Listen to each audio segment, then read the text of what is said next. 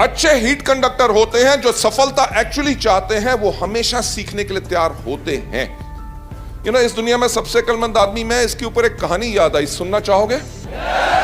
Thank you so much, आपने हां कह दिया, क्योंकि अगर आप ना भी कहते कहानी तो मैं तब भी सुनाता।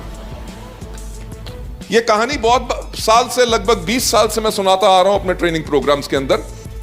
इस कहानी का नाम है 2:20 PM टू बॉस्टन। सुनी हुई ना? फिर से सुनाऊंगा।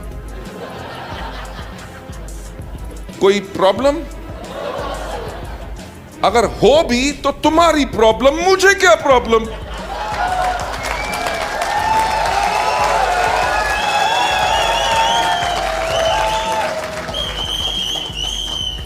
यह है विनिंग एटीट्यूड। अगर सोचो हाय मैंने किया तो लोग क्या कहेंगे, कहने दो, फर्क पड़ता है।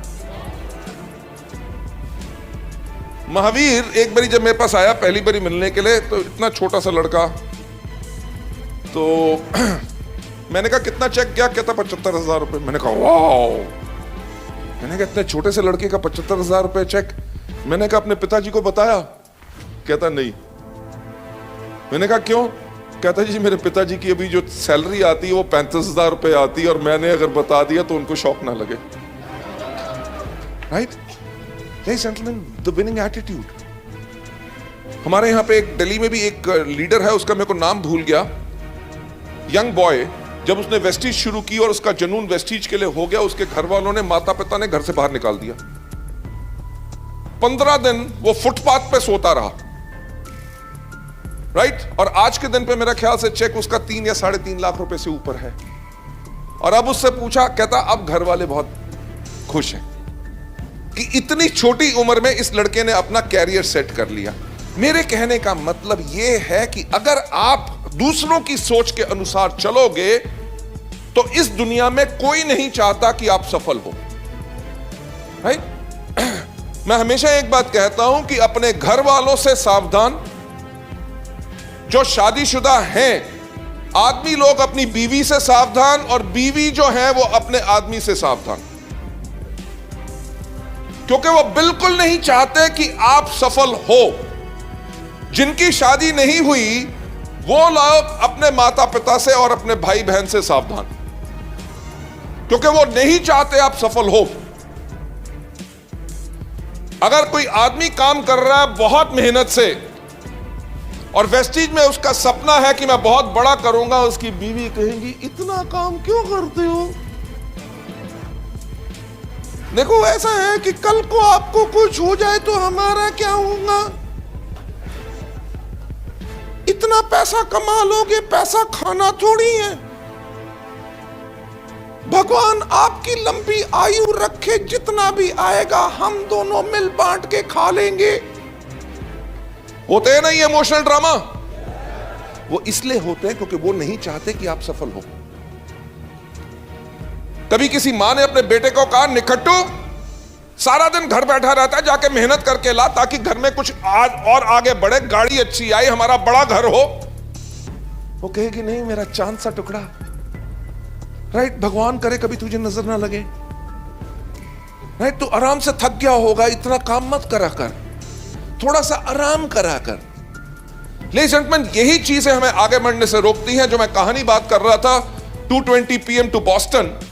एक बारी क्या हुआ कि न्यूयॉर्क के एयरपोर्ट पे एक व्यक्ति था, उसके हाथ में एक एरोप्लेन का टिकट था, जो उसको 2:20 की बॉस्टन की फ्लाइट पकड़नी थी। राइट? अभी फ्लाइट उड़ने में टाइम था, तो उसके पास वक्त था। उसने कहा वक्त बताने के लिए कुछ ना कुछ तो करें। उसने आसपास देखा कि कोई जान पहचान का व्यक्ति नजर आ जाए।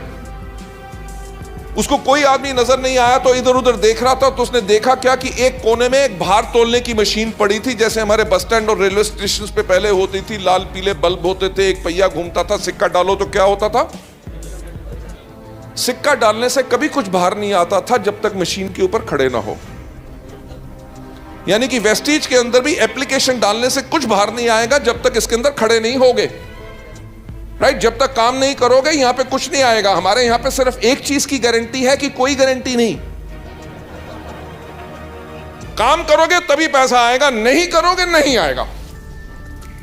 तो उसने उस तरह की मशीन देखी, जाके खड़ा हुआ, सिक्का डाला, एक पर्ची बाहर आई। पर्ची के ऊपर लिखा था आपका नाम है जॉन, आपका भार है 75 किलो और आपको 2:20 की बॉस्टन की फ्लाइट पकड़नी।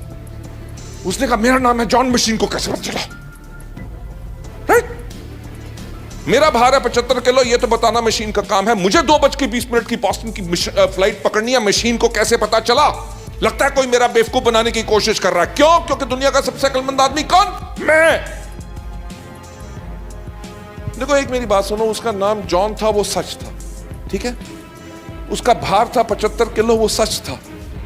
उसको 2:20 की बॉस्टन की फ्लाइट पकड़नी थी, वो सच थी। पर जब भी सच लोगों के पास सामने आता है तो लोग उसका विश्वास नहीं करते। जैसे जब आपके अपलाइन कहते हैं कि इस महीने आपको इतनी रिक्रूटमेंट करनी है, इतनी कंसिस्टेंसी ऑफर करनी है, इतने air purifiers, water purifiers move करने हैं, आपको इस बारी आपको गोल्ड जाना है या स्टार जाना है किसी भी लेवल पे, तो लोग कहते हैं अच्छा बेटा तेरे को मल्टीपल एलओ भी चाहिए। अरे कोई आपको आगे बढ़ने का रास्ता दिखा रहा है, आपको सिखा रहा है, आपका हाथ पकड़ के आपको सफलता के ऊपर लेके जा रहा है और आप उसके ऊपर भी सवाल करते हो। क्यों? क्योंकि दुनिया का सबसे अक्लमंद आदमी कौन? उसने कहा कि लगता है किसी ने मशीन के अंदर कुछ पर्ची डाल दी है। उसने आगे पीछे घूमा, मशीन के देखा किसी ने पर्ची तो नहीं डाली, ऐसा कुछ नजर नहीं आया। ध्यान से देखा कहीं उसके अंदर कोई वेब कैम तो नहीं लगा हुआ कि ताकि किसी ने उसको देख के वहां से उसकी वाईफाई से प्रिंट कमांड दे दिया हो।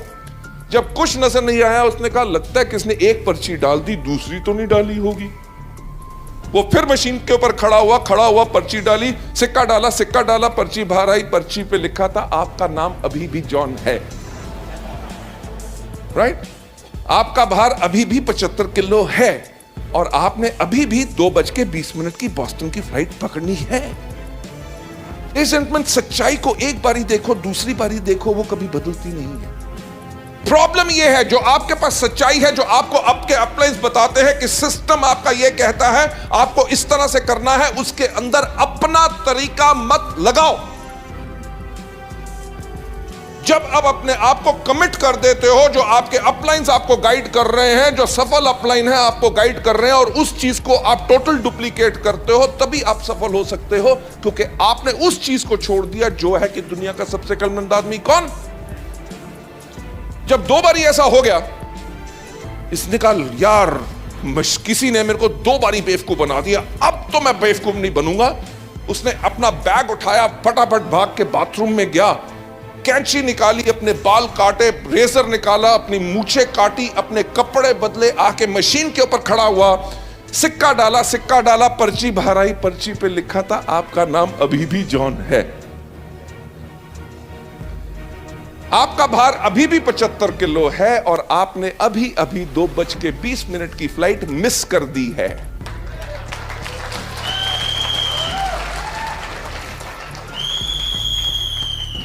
फ्लाइट मिस करना, फ्लाइट क्या, उड़ान, उसकी सफलता की उड़ान, उसका गोल, उसकी डेस्टिनेशन था कि बॉस्टन पहुंचना। उसकी सफलता की उड़ान, उसकी मंजिल पे पहुंचाने के लिए वो वाहन तैयार था जो एरोप्लेन था।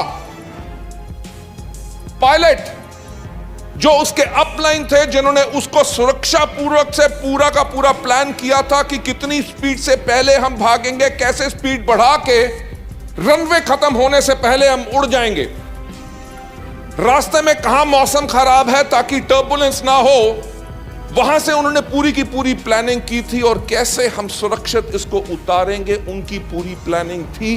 पर व्यक्ति अगर प्लेन पे ना चढ़े तो गलती किसकी?